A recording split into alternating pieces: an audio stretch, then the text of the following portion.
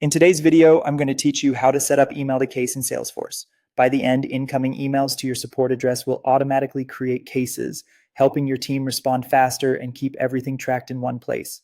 Start by signing in to Salesforce and opening the setup area. In Lightning, click the gear icon and choose Setup to open the full admin console. In the quick find search bar on the left, type email, then select email to case. This is where we'll turn the feature on and set the rules for how cases are created. Click Edit, then enable Email to Case. Next, enable On-Demand Email to Case. This option lets Salesforce handle inbound emails without installing anything on your network, which is simpler for most teams. While you're here, review the additional settings. It's a good idea to notify case owners when new emails arrive so nothing slips through the cracks. If your organization prefers Salesforce files, choose to save attachments as files rather than classic attachments. Make any other adjustments your process requires, then click Save.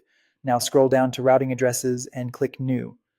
A routing address defines how Salesforce treats messages sent to a specific support email. Give it a clear routing name like support and enter the public-facing support email address your customers use. Then choose your default case settings. Pick the default case owner, set a starting priority that matches your SLA, and set the case origin to email so reports and automation can filter accurately. Save your changes. Salesforce will send a verification email to the address you just entered.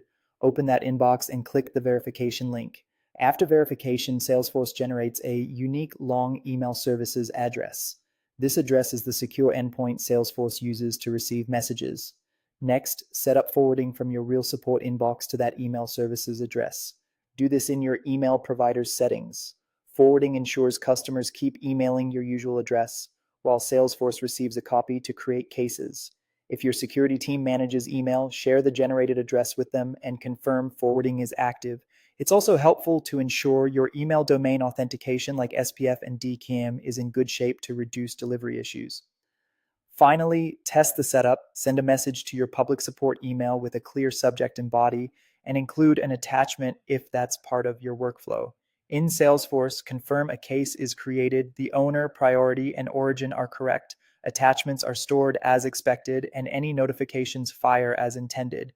If something doesn't look right, revisit your routing settings and email forwarding configuration. That's it, your email to case is live.